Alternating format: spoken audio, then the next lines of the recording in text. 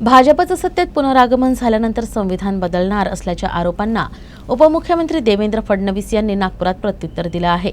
इंदिरा गांधींनी हा प्रयत्न केला होता, मात्र त्यांना यश आलं नाही। याउलट देशाचे पंतप्रधान नरेंद्र मोदींनी संविधानाचं रक्षण केलं आहे। संविधान बदलणार हा काँग्रेसचा नारा आहे आणि ज्यांची विश्वासार्हता नाही असे लोक असं वक्तव्य करत असल्याचं देखील ते म्हणाले।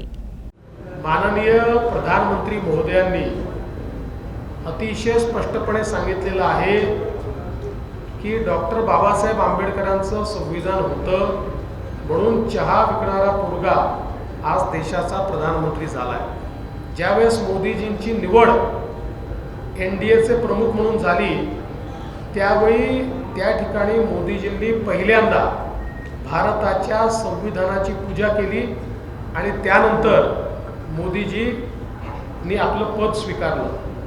मोदीजी म्हणतात, मला कुठल्याही ग्रंथापेक्षा संविधान हे जास्त महत्त्वाचं आहे आणि गेले 10 वर्ष पूर्ण मेजॉरिटी, ॲब्सोल्यूट मेजॉरिटी मोदीजींकडे आहे।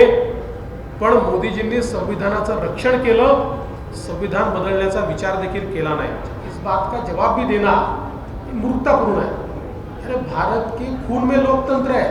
भारत का लोकतंत्र समाप्त करने का प्रयास इंदिरा जी ने किया था। इंदिरा जी ने लाखों विपक्ष के कार्यकर्ताओं को, नेताओं को 2 साल जेल में बंद रखा।